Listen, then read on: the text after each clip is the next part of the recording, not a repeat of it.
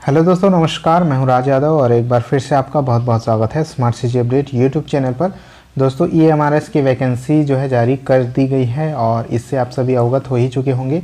इस वीडियो में हम बात करने वाले हैं PGT के बारे में। PGT के बारे में पूरा तथ्य हम देखने वाले हैं, कौन कौन से विषयों के लिए PGT टीचर की वैकेंसी आई हुई है और कितने कितने पोस्ट के लिए है। साथ ही इसका सिलेबस इस वीडियो में हम कवर करने वाले हैं। चैनल पर नए आए हैं तो जल्दी से चैनल को सब्सक्राइब कर लीजिएगा। चलिए वीडियो को शुरू करते हैं। यहाँ पर आप देख सकते हैं पोस्ट ग्रेजुएट टीचर PGT के लिए यहाँ पर कौन कौन से विषय के लिए हैं ये भी आप देख सकते हैं।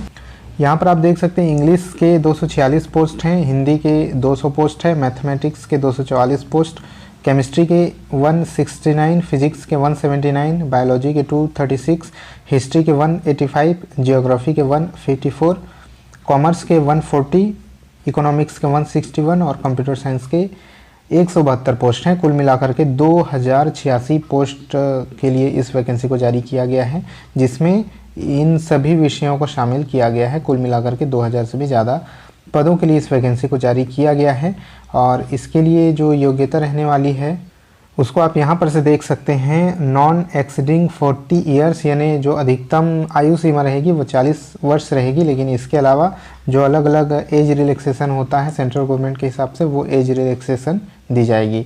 ठीक है, जो सामान्य कैंडिडेट हैं उसके लिए 40 साल मैक्सिमम रहेगा। एसेंशियल क्वालिफिकेशन यहाँ पर देख सकते हैं। PGT के लिए किसी भी यूनिवर्सिटी से MA की डिग्री होनी चाहिए जिस विषय में आप अप्लाई करना चाहते हैं।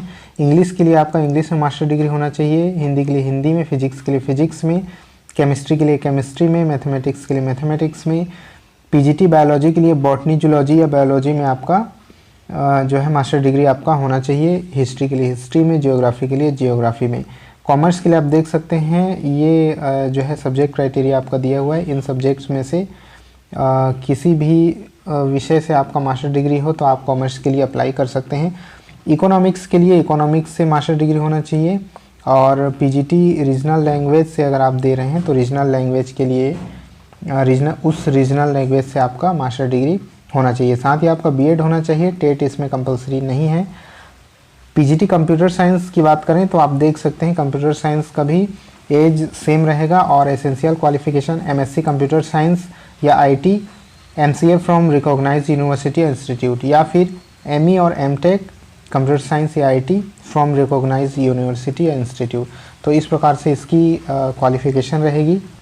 एज रिलैक्सेशन कुछ इस प्रकार रहेगा। शेड्यूल कास्ट और शेड्यूल ट्राइब के लिए 5 साल का age relaxation, other backward caste के लिए 3 साल का। और यहाँ पर आप देख सकते हैं कि candidate with 3 year continuous service man के लिए भी यहाँ पर सभी अलग अलग कैटेगरीज के लिए दिया हुआ है। और यहाँ पर person with disabilities, SC ST OBC general सभी के लिए और वुमेन के लिए यहाँ पर जो PWD वाले हैं उनके लिए यहाँ पर एज रिलैक्सेशन दिया गया है।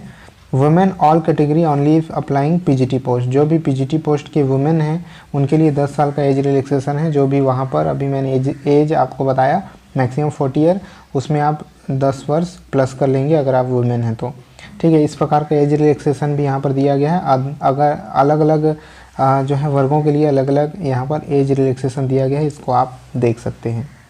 ये जो PGT का पोस्ट है, PGT पोस्ट के लिए आप देख सकते हैं इतने जो है विषयों के लिए PGT जारी किया गया है और ये लेवल 8 पे मैट्रिक्स आपका रहने वाला है। 47,600 से लेकर के 1,51,100 रुपये तक इसका जो है पे मैट्रिक्स पे लेवल इसका रहने वाला है। अब दोस्तों हम आ जाते हैं एग्ज़ाम पैटर्न पर। इसके बाद डिटेल सिलेबस भी देखेंगे, एग्ज़ाम का जो डिटेल सिलेबस है वो क्या रहेगा। तो PGT के लिए जो एग्ज़ाम का मोड रहेगा वो पेन पेपर मोड रहेगा, ऑफलाइन एग्ज़ाम होगा।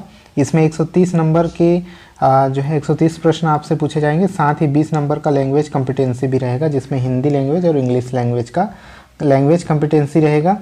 किस प्रकार से होगा, जनरल अवेयरनेस का आपका 10 number, reasoning ability 20 number, knowledge of ICT 10 number, teaching aptitude 10 number और आपका डोमेन नॉलेज जिसमें कि आपका सब्जेक्ट स्पेसिफिक जो सब्जेक्ट पूछा जाएगा वो 70 नंबर का पूछा जाएगा।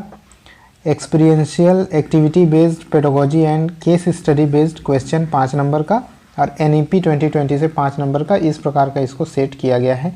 टोटल 130 नंबर के प्रश्न आपसे पूछे जाएंगे।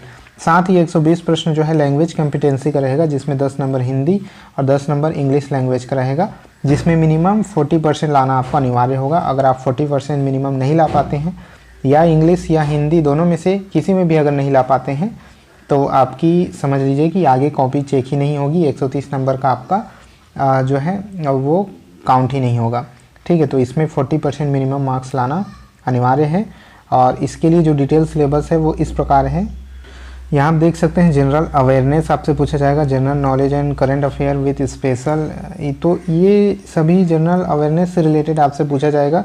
साथ ही रीजनिंग एबिलिटी से, जो भी रीजनिंग एबिलिटी होती है, रीजनिंग आपसे, रीजनिंग में जितने भी टॉपिक शामिल होते हैं, चाहे वो पजल है, सिटिंग अरेंजमेंट है, डाटा सफिशिएंसी है, स्टेटमेंट बेस्ड क्वेश्चन है, वर्बल रीजनिंग है, ठीक है, इनइक्वालिटी, ब्लड रिलेशनशिप, सारी जो है रीजनिंग एबिलिटी के टॉपिक आपसे पूछे जाएंगे प्रश्न में।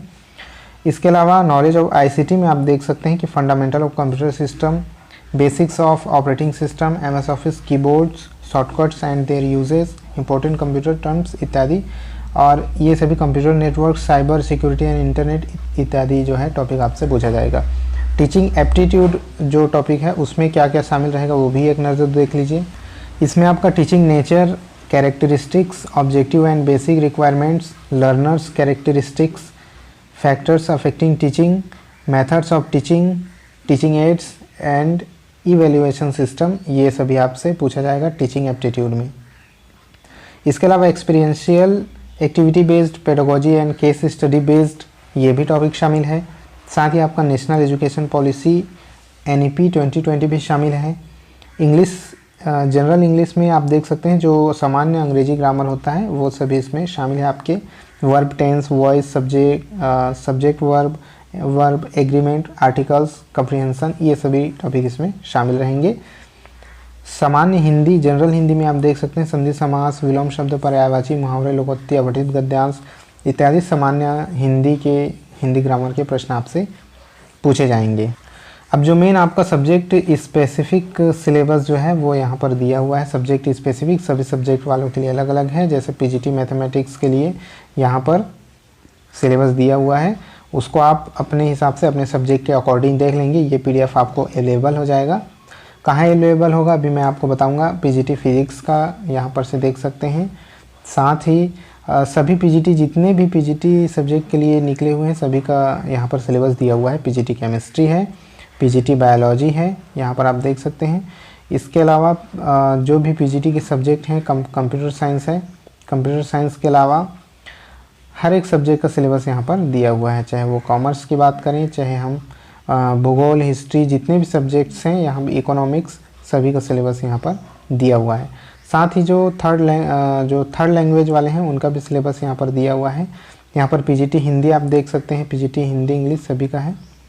साथ ही जो थर्ड लैंग्वेज है मराठी है, उड़िया है, तो ये सभी यहाँ पर दिया हुआ है। ये PDF हमारे टेलीग्राम चैनल पर आपको अवेलेबल हो जाएगा।